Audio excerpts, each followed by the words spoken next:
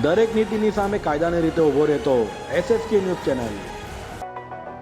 સુરતમાં રામનવમીની ઉત્સાહભેર ઉજવણી કરાઈ હતી ત્યારે અડાજણમાં આવેલ રામ મંદિરે 1100 કરોડ રામ નામ જાપ લખેલી બુક મુકાઈ હતી।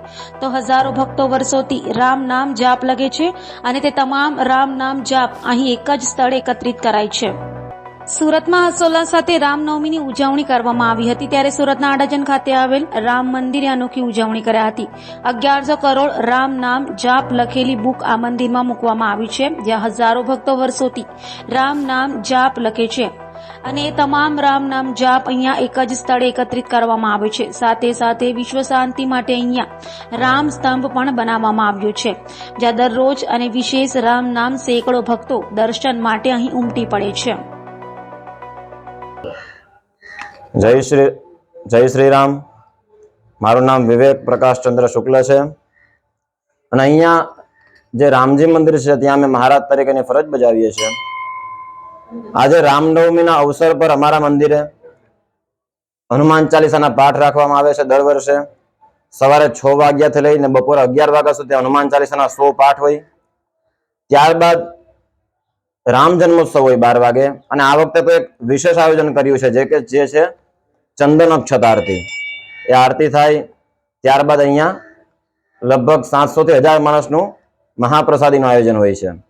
વર્ષોથી આમ ચાલે છે અને આ મંદિરની સ્થાપના થઈ છે 2008માં। જે રામજી મંદિર છે તેની વાત કરું છું, એની સ્થાપના 2008માં થઈ છે અને અહીંયા આ જ મેદાન પર રામ નામ મંદિર પણ છે। અહીંયા તમે જોઈ શકો છો કે 1100 કરોડ રામ નામ ફક્ત મૂકવામાં આવ્યા છે।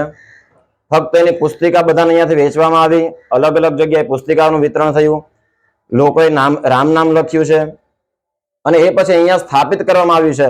અહીંયા તમે વિશ્વ શાંતિ સ્તંભ જોઈ શકો છો, જે પંચધાતુનો બનેલો છે અને વિશ્વમાં શાંતિ બની રહે એના માટે અહીંયા વિશ્વ શાંતિ કલ્યાણ સ્તંભ પણ આપણે ઉભો કર્યો છે અને અહીંયા કોઈ મૂર્તિ નથી આ મંદિરમાં। અને આપણું જે મુખ્ય જૂનું મંદિર છે ત્યાં રામ નામની આપણે રામ ભગવાનની મૂર્તિની પ્રતિષ્ઠા કરી છે। આ લોકો ક્યાં ક્યાંથી દર્શન કરવા આવે, શું વિશેષતા છે ખાસ કરીને લોકોને આ મંદિર પાસે મંદિરમાં આવવું પડે છે? અને આ જે રામનામ મંદિર છે ત્યાં લોકો દૂર દૂરથી આવે છે તેનું કારણ એ છે કે લોકો ઘણા પુસ્તિકાઓ લખે પછી ક્યાં તેમને વિસર્જન કરવું તેમને ખબર નહીં હોય, એના માટે હેતુથી અહીંયા આપણે બનાવ્યું છે। અહીંયા 108 પ્રદક્ષિણાનું મહત્વ છે। આમ તો તમે કોઈ પણ એક પણ પ્રદક્ષિણા કરો ભગવાનની તો ભગવાન સ્વીકાર કરે છે, પણ જેટલી વધારે પ્રદક્ષિણા થાય તેટલું સારું કહેવાય। એટલે અહીંયા પ્રદક્ષિણા માર્ગ પણ બનાવ્યો છે। અંદર આવવાની તો બધાને મનાઈ છે, પણ બહારથી લોકો પ્રદક્ષિણા કરે અને એટલા માટે એનું પુણ્ય વધારવા માટે લોકો દૂર દૂરથી અહીંયા આવે છે। 1100 કરોડ રામ નામ લખવા માટે કેટલો સમય લાગ્યો અને કઈ રીતે મહેનત થઈ? આ 1100 કરોડ જે રામ નામ લખ્યા છે એને તો ઘણાથી આપણે વર્ષ 2 વર્ષ પહેલા ચોપડી વેચવાનું શરૂ થઈ ગયું હતું અને આજે પણ હજુ વિતરણ ચાલુ જ છે। કોઈને કદાચ લખવાની ઈચ્છા હોય તો અહીંયા પુસ્તિકાઓ મળે છે, સાથે પેન પણ મળે છે, તો હજુ લખવાનું ચાલુ જ છે। દરેક નીતિની સામે કાયદાની રીતે ઊભો રહેતો SSK ન્યૂઝ ચેનલ।